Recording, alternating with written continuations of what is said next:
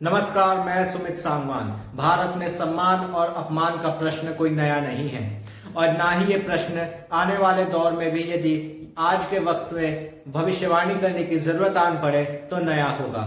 भारत में तमाम इतिहास के पन्नों को पलटते हुए यदि आप उनका गहराई से विश्लेषण करें तो आपको पता चलेगा और आपको समझ में आएगा कि भारत के संदर्भ में अपमान और सम्मान का प्रश्न हर दौर में चाहे प्रत्यक्ष या अप्रत्यक्ष रूप से गाहे बगाहे हर समय प्रचलित रहा है और प्रासंगिक रहा है। यह अपमान और सम्मान का प्रश्न कभी राजनीतिक व्यक्तित्वों के जरिए तो कभी गैर राजनीतिक व्यक्तित्वों के जरिए चर्चा में रहा है और इसको लेकर के तमाम समय और तमाम दौर में लंबी लंबी बहसें हुई भी हैं और इसको लेकर के तमाम वक्तव्य भी दिए गए हैं जिसमें किसी के लिए वो अपमान सम्मान हो सकता है और इसके उलट किसी के लिए वह अपमान सम्मान हो सकता है। लेकिन आज अपमान और सम्मान पे यदि बात करने की जरूरत पुनः आन पड़ी है तो यह इसलिए क्योंकि देश की संसद आज और बीते दिनों ठप कर दी गई।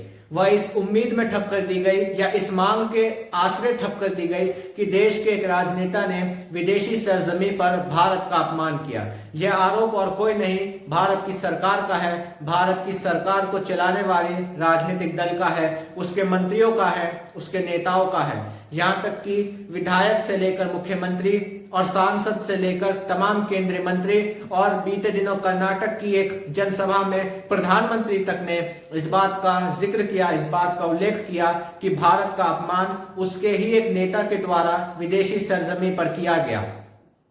यह चर्चा इसलिए भी आज जरूरी हो पड़ी है क्योंकि अपमान का आरोप जिस नेता पर है वो कोई छोटा नेता भी नहीं है, बल्कि वो भारत की प्रमुख विपक्षी दल और एक समय भारत के सबसे बड़े राजनीतिक दल और भारत के ऊपर सबसे ज्यादा लंबे समय तक शासन करने वाले दल का वह नेता है जिसको लेकर ये पूरी बहस और पूरी चर्चा गर्म हो चली है। बीते दिनों कांग्रेस के सांसद राहुल गांधी ने, जो उनके अध्यक्ष भी रह चुके हैं, लंदन की कैम्ब्रिज यूनिवर्सिटी में दिए गए अपने एक लेक्चर में भारत की लोकतांत्रिक व्यवस्था को प्रश्नों के घेरे में खड़ा कर दिया।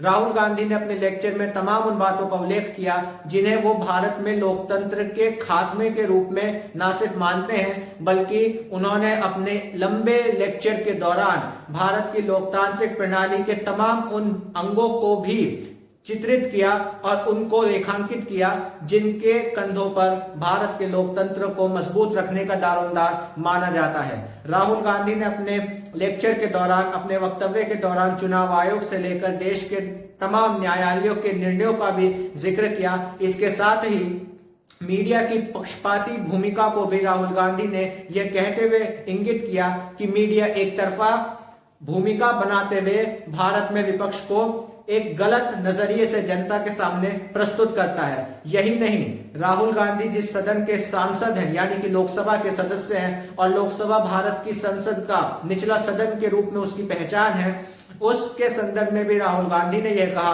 कि संसद में जब विपक्ष बोलने का प्रयास करता है और सरकार से प्रश्न करने की कोशिश करता है तो माइक बंद कर दिया जाता है। इसको लेकर बीते कई हफ्तों से या यूं कहें जब से राहुल गांधी लंदन के दौरे पर गए उसके बाद से ही तमाम जो सरकारी पक्ष है जिसमें मीडिया भी शामिल है और राजनीतिक दल सरकारी रूप से शामिल है, उन सब की प्रतिक्रिया बेहद तीखी रही है और बेहद खतरनाक इस रूप में रही कि कई नेताओं ने अपने शब्दों की मर्यादाओं को भी घर के संदूक में बंद करके रख दिया। इसमें तमाम उन नेताओं की श्रृंखला है, हम नाम नहीं ले रहे, आप खुद समझ सकते हैं।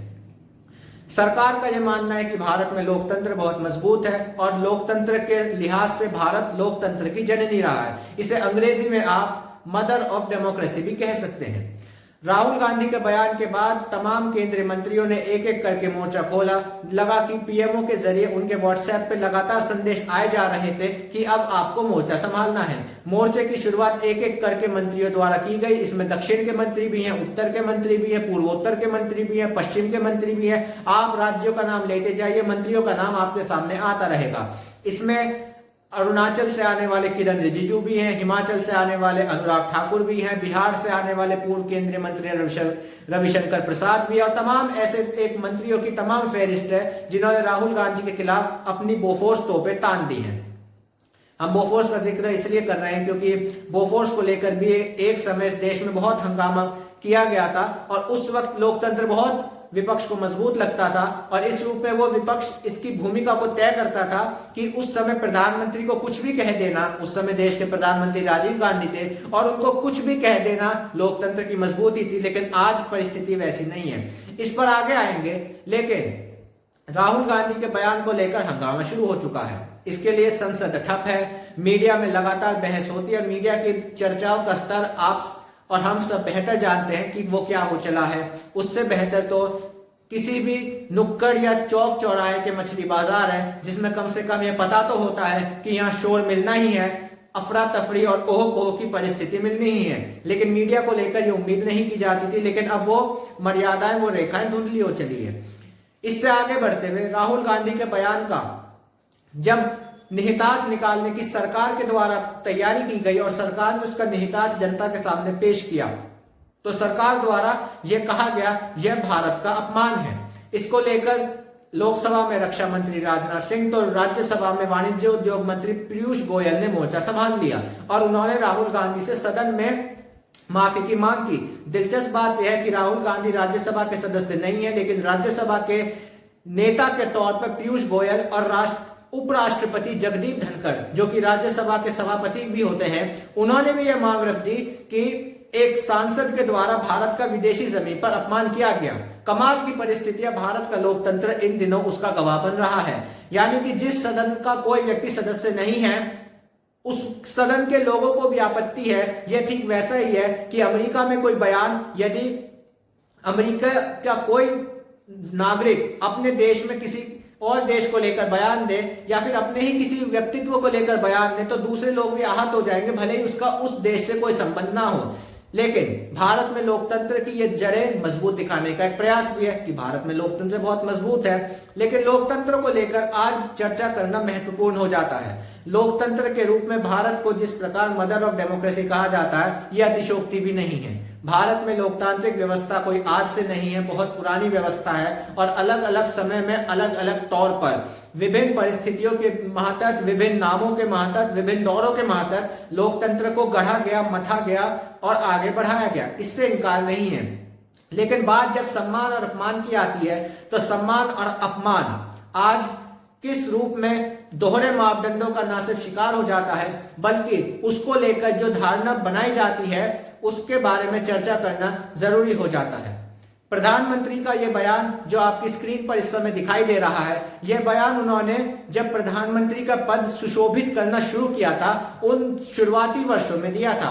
अपने बयान में प्रधानमंत्री मोदी इस बात का उल्लेख करते हैं कि उनके प्रधानमंत्री बनने से पहले भारतीयों को भारत में रहना एक लज्जा का विषय लगता था और उन्हें यह बार बार मन में कचोटता था कि हम किस तरह के देश में हमने जन्म ले लिया। लेकिन इसे देश का अपमान नहीं कहा जाएगा, स्वाभाविक सी बात है, इससे देश का सम्मान बढ़ता है। कम से कम दुनिया को पता तो चला कि भारत नाम का कोई देश है जिसका प्रधानमंत्री विदेशी सरजमी पर आकर इस बात का उल्लेख कर रहे हैं कि मैं जिस देश से आता हूं वह मेरे पदासीन होने से पहले वह कितना कमजोर देश था और उसकी कोई अहमियत वैश्विक पटल पर नहीं हुआ करती थी, जो कि मेरे प्रधानमंत्री बनने के बाद से हो गई। इसको लेकर आप कह सकते हैं कि यह देश का सम्मान बढ़ाने के साथ ही देश को मुख्य धारा में लाने का एक प्रयास हो सकता है। आप, उम्मीद है, हमारी बात को समझ रहे होंगे। इस लॉजिक को आगे बढ़ाते हुए दूसरी ओर एक और बयान दिया जाता है, प्रधानमंत्री के द्वारा ही दिया जाता है, जिसमें वो इस बात का फिर एक नए सिरे से उल्लेख करते हैं कि मेरे आने से पहले भारत में कुछ भी नहीं होता था, भारत लगातार कंगाल था, भारत लगातार कमजोर था, भारत में विकास कार्यों के नाम पे कुछ भी नहीं होता था। यानी कि उनसे पूर्व जितने भी प्रधानमंत्री रहे वो भारत को कुछ नहीं दे सके और उनकी सरकारों ने भारत का समय सिर्फ जाया किया। मजे की बात यह है कि प्रधानमंत्री मोदी जिस राजनीतिक दल का प्रतिनिधित्व करते हैं उस भारतीय जनता पार्टी के प्रधानमंत्री के तौर पर एक समय 6 वर्षों तक अटल बिहारी वाजपेयी ने भी भारत की कमान संभाली थी। यानी कि अपने ही पूर्व प्रधानमंत्री को भी प्रधानमंत्री मोदी ने खारिज कर दिया। अटल बिहारी वाजपेयी से पूर्व बीजेपी 1977 के दौर में तब के जनसंघ के रूप में मोरारजी देसाई की सरकार में शामिल थी, जिसमें अटल बिहारी वाजपेयी मंत्री थे, लेकिन उस सरकार को भी खारिज कर दिया गया। 1989 में हुए चुनाव में वीपी सिंह जब प्रधानमंत्री बने तो उनकी सरकार में लेफ्ट पार्टियां एक तरफ और दूसरी तरफ भारतीय जनता पार्टी, जो उस समय पूर्ण रूप से भारतीय जनता पार्टी के नाम तले और उसके चुनाव चिन्ह कमल के तले आ चुकी थी, वह भी शामिल थी, उसे भी नकार दिया गया। लेकिन यह देश का अपमान नहीं था, यह देश का सम्मान था, क्योंकि यह जाहिर सी बात है कि प्रधानमंत्री मोदी जो कहते हैं वो सच ही कहते हैं। यह आप भी मानते हैं, हम भी इस बात को मानते हैं, इसमें कोई गलत भी नहीं है, उन्होंने सच ही कहा।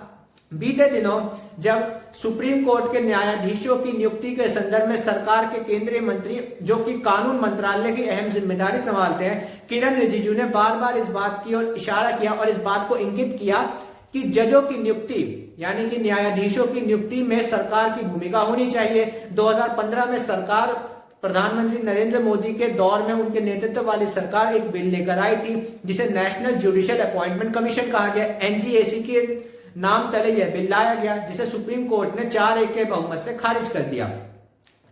उस बहुमत के फैसले को जब सुप्रीम कोर्ट ने खारिज कर दिया, उसके पश्चात कोलिजियम सिस्टम, जो उससे पहले से चला आ रहा था, कोलिजियम की व्यवस्था पुनः बहाल हो गई, जिसको लेकर के मौजूदा वक्त में केंद्रीय कानून मंत्री से लेकर भारत के उपराष्ट्रपति लगातार प्रश्न खड़ा करते रहे हैं कि जजों की नियुक्ति में सरकार की भूमिका होनी चाहिए, क्योंकि सरकार को जनता चुनती है और न्यायाधीशों को कोई नहीं चुनता, जिससे वो जनता के प्रति जवाबदेह नहीं होते। यानी अगर सरकार की उसमें भूमिका होगी तो न्यायाधीश भी जनता के प्रति जवाबदेह होंगे। आप भी मान लीजिए, हम भी ये बात मान लेते हैं। जब सरकार ने जजों की नियुक्ति पर प्रश्न चिन्ह खड़ा किया तो सुप्रीम कोर्ट ने सरकार द्वारा चुनाव आयोग में मुख्य चुनाव आयोग की नियुक्ति को लेकर प्रश्न खड़ा कर दिया। अब आप सोचिए, सुप्रीम कोर्ट कोई और उदाहरण देकर भी अपनी बात कह सकता था, लेकिन सुप्रीम कोर्ट को चुनाव आयोग ही क्यों याद आया? क्योंकि बीते कई वर्षों में चुनाव आयोग की चुनाव तारीखों के ऐलान से लेकर चुनावी आचार संहिता की पालना कराने तक के निर्णयों में कथित पक्षपाती की भूमिका सर्वविदित थी, सार्वजनिक थी। लेकिन इसको लेकर यदि कोई देश का एक नागरिक विदेश में इस बात को कह देता है तो सरकार को बात बुरी लग जाती है, लगनी भी चाहिए। घर की बात बाहर क्यों बता रहे हैं? वो अलग बात है कि घर में ही यदि समस्या हो रही है और हम एक ग्लोबल दुनिया में जब रहते हैं तो उसमें कोई बात घर की रह नहीं जाती है। भारत कोई बंद मुल्क नहीं है। 1991 में हुए आर्थिक सुधारों के बाद से ही भारत एक खुली अर्थव्यवस्था है, जिसके तमाम निर्णयों पर दुनिया की नजर रहती है और दुनिया में हो रहे तमाम निर्णयों पर भारत की नजर रहती है। यानी देश का सर्वोच्च न्यायालय उदाहरण के लिए सरकार के ही एक अंग को प्रश्न में खड़ा कर देता है, कटघरे में खड़ा कर देता है। वो चुनाव आयोग के सदस्यों की नियुक्ति को चर्चा के केंद्र में खड़ा कर देता है, उन पर प्रश्न चिन्ह लगा देता है। और बीते दिनों सुप्रीम कोर्ट ने अपने एक निर्णय में एक कमेटी का गठन कर दिया, एक पैनल का गठन कर दिया, जिसके तहत प्रधानमंत्री, मुख्य न्यायाधीश यानी चीफ जस्टिस ऑफ इंडिया और लोकसभा में नेता प्रतिपक्ष, और यदि कोई नेता प्रतिपक्ष नहीं है तो सबसे बड़े विपक्षी दल का, संसदीय दल का नेता उस पैनल का सदस्य होगा। इस बात को सरकार अब भी बुरा मानती है। सरकार आज तक भी इस बात को, किरण रिजिजू बहुत ही सलीके से, बहुत ही आराम से इस बात को कहते रहे कि सरकार के कामकाज में किसी को दखल नहीं देना चाहिए, लेकिन सरकार दूसरों के अभिव्यक्ति में दखल देने के लिए स्वतंत्र है। जब लोकतंत्र की बात होती है तो आपने बीते दिनों देखा होगा कि संसद में जब सरकार विरोध प्रदर्शन को लेकर बीते दिनों जब बजट सत्र का पहला चरण अपने पूरे शबाब पे था और वो चल रहा था, तो उसको दौरान उद्योगपति गौतम अडानी का विषय जब चर्चा के केंद्र में आया तो विपक्ष ने उसको लेकर चर्चा के साथ ही जांच की मांग की और उसको लेकर संसद को ठप कर दिया। जिसके पश्चात सरकार ने यह कहा कि संसद को ठप करने से संसद को चलाने के लिए लगने वाला पैसा बर्बाद होता है। बात भी सही है, लेकिन हैरानी की बात है, और देखिए कितना खूबसूरत ये लोकतंत्र है, जिसमें अब सरकार ही सदन को ठप कर रही है, लेकिन अब उसे पैसे की चिंता नहीं हो रही है, ना ही उसे पैसा याद आ रहा है कि सदन को चलाने में पैसे की भी आवश्यकता पड़ती है। आप भी इस बात को मान लेंगे, हम भी मान लेते हैं कि पैसे की आवश्यकता तो पड़ती है, लेकिन वो निर्भर करता है कि पैसे को जाया करने में विपक्ष की भूमिका है या सरकार की। विपक्ष की तो बहुत गलत बात है, सरकार की तो कुछ सोच समझ के ही सरकार पैसा बर्बाद कर रही होगी, ऐसे ही कोई पैसा बर्बाद नहीं करता है। इसके साथ ही सरकार का विरोध जो सदन के पटल पे देखने को मिला उसे पूरा दिन दिखाया जाता है, मीडिया में उस पर चर्चा की जाती है, लेकिन जब प्रधानमंत्री के राष्ट्रपति के अभिभाषण पे चर्चा के उत्तर के दौरान जब प्रधानमंत्री अपनी बातों को रख रहे थे और विपक्ष उसका विरोध जता रहा था, तो एक बार भी संसद में, चाहे वो लोकसभा हो या राज्यसभा हो, उनका कैमरा विपक्ष की तरफ नहीं गया। यानी कि सुनियोजित तरीके से विपक्ष को गायब कर दिया जाता है। और उसके बाद यदि विपक्ष अपनी उपस्थिति दर्ज कराने की कोशिश करता है या प्रयास करता है तो फिर उसे देश का अपमान करार दिया जाता है। आप समझ रहे हैं हम क्या कह रहे हैं? हम बहुत गंभीर बात कह रहे हैं, लेकिन उम्मीद है कि आपने अपने अंदर के विवेक को अब तक अलमारी में, संदूक में बंद करके रख दिया होगा और हमारे वीडियो को ध्यान से सुन रहे होंगे। विरोध को गायब कर दिया जाता है, कैमरा घुमाया नहीं जाता है, लेकिन कहा जाता है भारत में लोकतंत्र है। यह लोकतंत्र बहुत ही नए तरीके का लोकतंत्र है जिसका सम्मान सभी को करना चाहिए। आप भी सम्मान करिए, हम भी सम्मान करते हैं। लोकतंत्र को दिखाने का, लोकतंत्र को आगे बढ़ाने का, लोकतांत्रिक परिस्थितियों को जनता तक पहुंचाने का जितना दारोमदार न्यायपालिका, कार्यपालिका, विधायिका के कांधों पर होता है, बदलती परिस्थितियों के साथ वो मीडिया पर भी होता है। आप भी ये बात मानते हैं। लेकिन मीडिया को जब देखा जाए तो मीडिया सरकार का पक्ष इस रूप में दिखाती है कि वो एक अंतिम सत्य है, वो ही सच्चाई है, वो ही यथार्थ है, वो ही निहितार्थ है। लेकिन जब विपक्ष की बात होती है तो उस पर लेकर शंकाएं उत्पन्न की जाती है। एक बहस का हम आपको उल्लेख करते हैं, एक चैनल का नाम है, हम उसका नाम नहीं ले रहे, लेकिन आप खुद समझ सकते हैं, हम आपको शो का नाम जरूर बताएंगे। उस पर सुबह 10 बजे ब्रेकिंग विद एजेंडा नाम से एक कार्यक्रम आता है जिसमें एक महिला पत्रकार चर्चा को आगे बढ़ाती हैं। उन महिला पत्रकार का जो व्यवहार है वो इस रूप में है कि जब भी विपक्ष किसी भी विषय को लेकर हंगामा करता है तो वो उस पर कोई कार्यक्रम नहीं कर, उस पर बहुत कार्यक्रम करती हैं, उस पर बहुत ज्यादा कार्यक्रम करती हैं और इस रूप में उसे प्रस्तुत करती हैं कि कितना पैसा देश का बर्बाद हो रहा है, और बहुत ही हल्की सी आवाज में इस बात को कहती है देश का पैसा बहुत बर्बाद हो रहा है। क्या विपक्ष को समझ नहीं आता है? लेकिन जब अब सरकार का विषय है तो अब वो थोड़ा संभल कर वो भी बोलेंगी। आप ब्रेकिंग विद एजेंडा जरूर देखा करें, आपको भी पता चलेगा मीडिया कितना स्वतंत्र है। और ये उस चैनल की परिस्थितियां हम बता रहे हैं जिसको स्वतंत्र अभी तक माना जाता है, जिसे माना जाता है उसकी परिस्थितियां धीरे धीरे वैसी हो चली हैं। जो स्वतंत्र अपने आप को बहुत पहले ही अपना जमीर भी गिरवी रख चुके हैं, उन्होंने आपको इतना तो तैयार कर दिया है कि अब आपको इन बातों से फर्क नहीं पड़ता। आपसे यानी कि जनता को अब इन बात से कोई फर्क नहीं पड़ता है कि उसको क्या चीजें बताई जाती हैं, किस रूप में बताई जाती हैं। सुप्रीम कोर्ट चुनाव आयुक्तों की नियुक्ति पर प्रश्न चिन्ह खड़ा करता है, प्रवर्तन निदेशालय के डायरेक्टर की नियुक्ति का विषय उसके समक्ष रखा हुआ है, लेकिन जनता को इससे कोई फर्क नहीं पड़ता। जनता को लगता है कि जो ईडी इन दिनों छापेमारी कर रही है वो बिल्कुल सही कर रही है, भ्रष्टाचार पे कार्रवाई कर रही है। लेकिन वही जनता इस बात को नहीं देखना चाहती या इस बात को नहीं देखती कि जांच जब एक तरफा और बंद हो चुके विषयों में, जिनमें एक समय क्लोजर रिपोर्ट तक सुप्रीम कोर्ट में दाखिल कर दी गई, उन विषयों में जब पुनः छापेमारी शुरू होती है तो जनता को फर्क नहीं पड़ता। अच्छी बात है, नहीं पड़ना चाहिए, लेकिन तब कहा जाता है भारत लोकतंत्र की जननी है। ये किस तरह के लोकतंत्र की यदि हम व्याख्या करना चाहें तो लोकतंत्र की जननी यानी कि मदर ऑफ डेमोक्रेसी। अब ये सवाल उठता है कि ये मदर ऑफ डेमोक्रेसी किस रूप में हम इसे स्वीकार करें। क्या ये महाभारत के रूप में यदि हम इसका विश्लेषण करें तो क्या डेमोक्रेसी गांधारी है या डेमोक्रेसी कुंती है? आप सोचेंगे कि यहाँ विषय लोकतंत्र के में हम महाभारत को क्यों ले आए। गांधारी के संदर्भ में यह कहा जाता है, आपने भी महाभारत देखी होगी, हमने भी देखी है। गांधारी के संदर्भ में यह कहा जाता है कि गांधारी अपने बेटों में, चाहे वो दुर्योधन रहा हो या युधिष्ठिर रहा हो, दोनों को ही प्यार करती थी और दोनों को ये मानती थी कि ये दोनों एक दूसरे के ज्येष्ठ और अनुज हैं और ऐसे में कौरव और पांडव के बीच लड़ाई नहीं होनी चाहिए। ये तो मदर ऑफ डेमोक्रेसी हुई। लेकिन इसके उलट धृतराष्ट्र के मन में यह विचार रहता था कि दुर्योधन ही उसका उत्तराधिकारी है, चाहे विधिवत रूप से या नैतिकता के रूप से वो उत्तराधिकारी नहीं हो सकता था। लेकिन इसको लेकर धृतराष्ट्र के मन में एक जिद रहा करती थी कि दुर्योधन ही मेरा उत्तराधिकारी है, और वो युधिष्ठिर को बहुत ही शंका की नजरों से देखा करते थे। और इस शंका में आगे महाभारत का युद्ध किस रूप में हुआ ये आप भी जानते हैं। यानी धृतराष्ट्र को एक पुत्र से बहुत लगाव था, एक पुत्र से लगाव नहीं था। तो क्या भारत को फादर ऑफ डेमोक्रेसी कहा जा सकता है?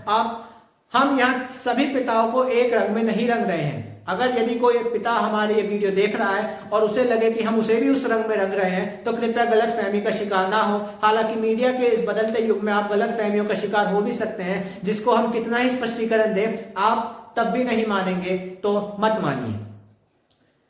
फादर ऑफ डेमोक्रेसी, अब हमने मदर ऑफ डेमोक्रेसी के समय दो नाम लिया, यानी कि एक गांधारी जो अलग परिस्थितियों में अपने पति से अलग अपने दोनों गुटों में बट चुके बेटों यानी पांडवों और कौरवों को बराबर मानती थी। एक मां के रूप में कुंती भी है।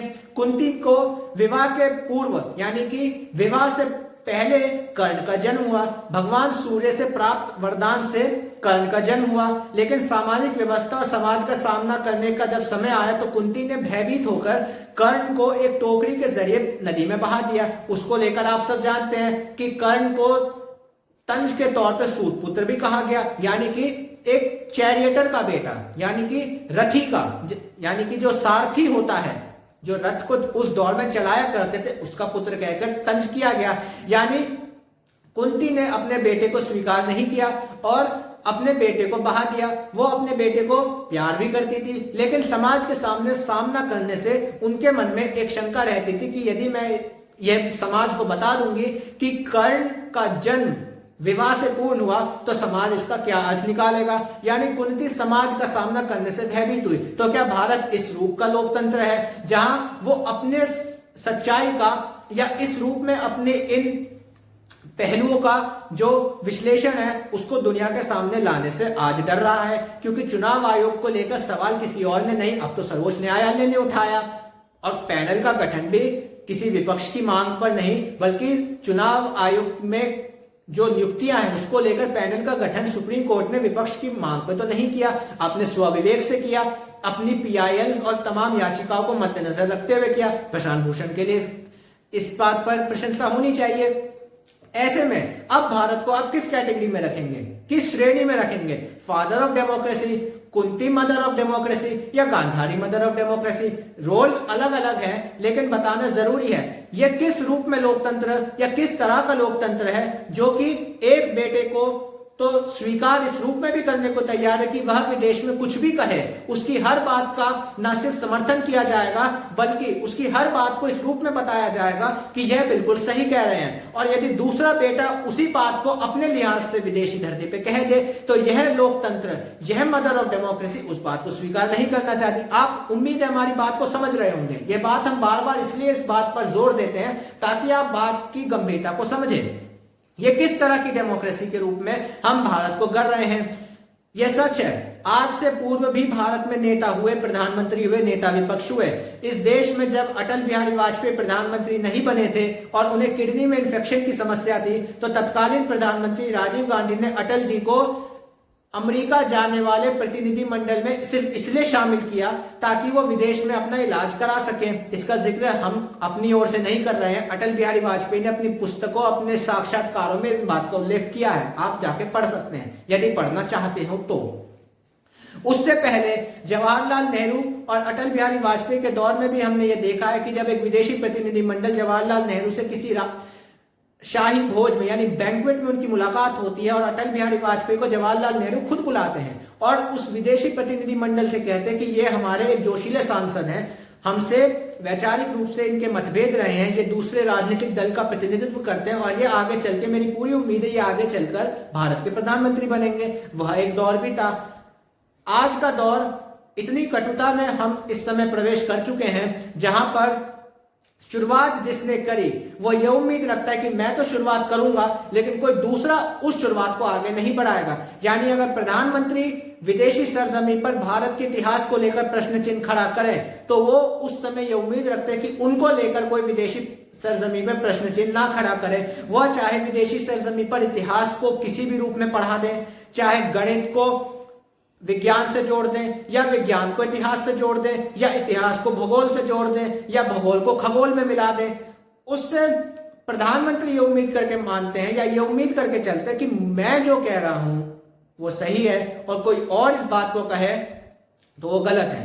अब आप खुद तय कर लीजिए कि यह भारत का सम्मान और अपमान का प्रश्न जो आज खड़ा किया जा रहा है, सरकार के द्वारा खड़ा किया जा रहा है, वो किस मायने में खड़ा किया जा रहा है और उसके पीछे की सोच क्या है। सोच दरअसल ये है, और आप इस बात को उम्मीद है अब समझेंगे, इन प्रश्नों को खड़ा करके आप यानी कि जनता को आपके मूल मुद्दों से दूर आराम से कर दिया जाता है। क्योंकि इन दिनों 10 रुपए में सिर्फ एक नींबू आपको प्राप्त हो रहा है। गर्मी का मौसम भी आ रहा है। जिस शिकंजी को और जिस नींबू पानी को आप बड़े चाव से अपनी गर्मी मिटाने के लिए पीते हैं, उसमें प्रयोग होने वाला नींबू अब 10 रुपए में सिर्फ एक मिल रहा है। अब आप इसको लेकर चिंता ना करें, इसलिए आपको मान सम्मान के प्रश्न में फंसा दिया जाता है। युवा अपनी बेरोजगारी भूल जाए, गृहिणियां महिलाएं अपनी किचन का बिगड़ता हुआ बजट भूल जाएं, जो घर को चला रहे हैं, चाहे वो महिलाएं हों या पति हों या फिर पुरुष हो, महिला हो, बच्चे हो, जो घर की परिस्थितियां संभाल रहे हैं, वो अपनी नौकरी में घटते वेतन को भूल जाएं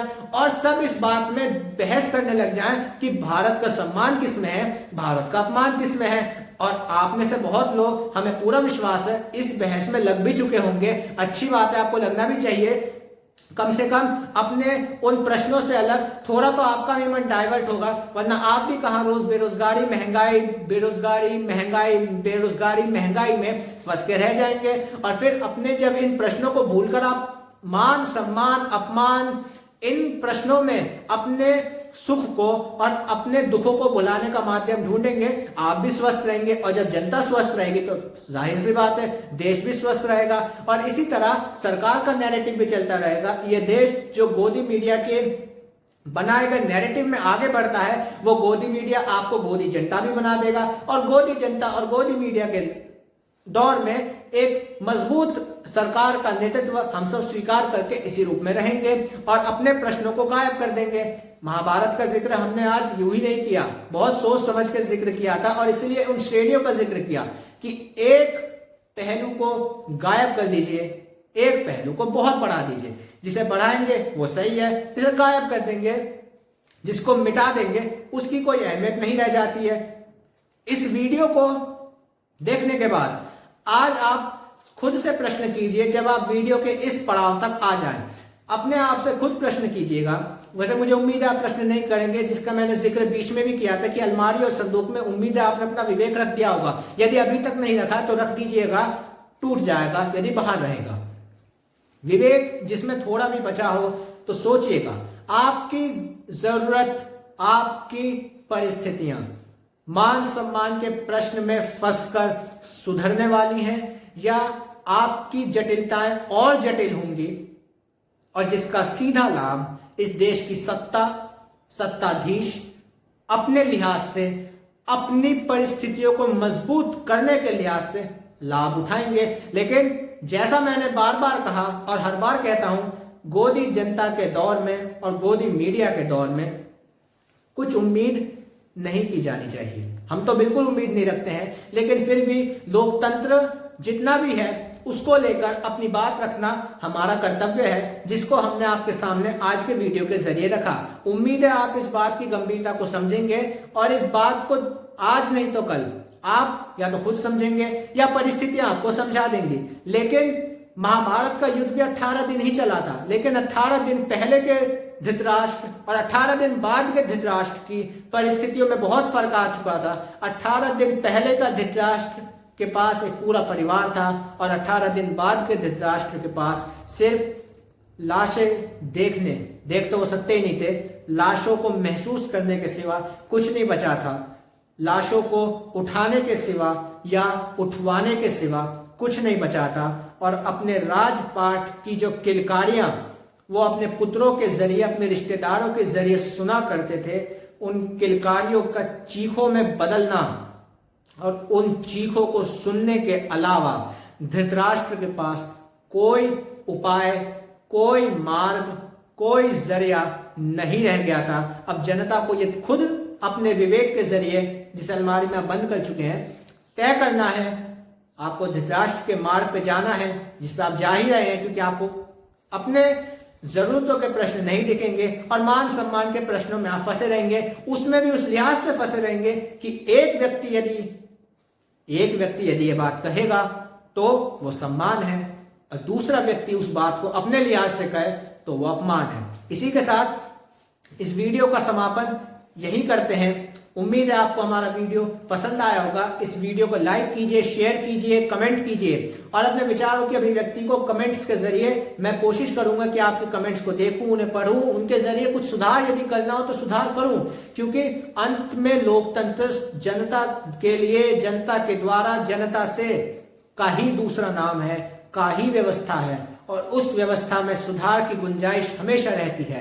सुधार का मार्ग हमेशा खुला रहता है। उम्मीद है आपको ये वीडियो पसंद आएगा और इस वीडियो को अपने तमाम दोस्तों के साथ, शुभचिंतकों के साथ शेयर कीजिए, इस उम्मीद में कि भारत यदि मदर ऑफ डेमोक्रेसी है तो वो वास्तव में मदर ऑफ डेमोक्रेसी बने, जहां अपने सभी पुत्रों के लिए, अपने सभी बेटों के लिए बराबर का सम्मान हो।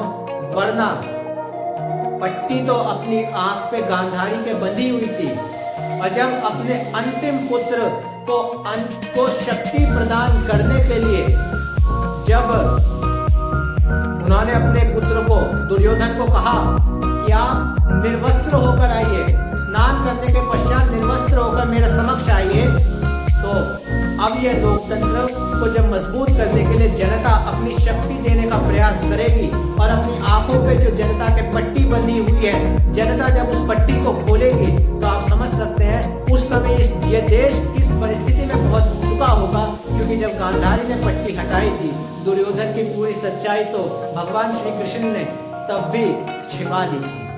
बहुत बहुत शुक्रिया, नमस्कार।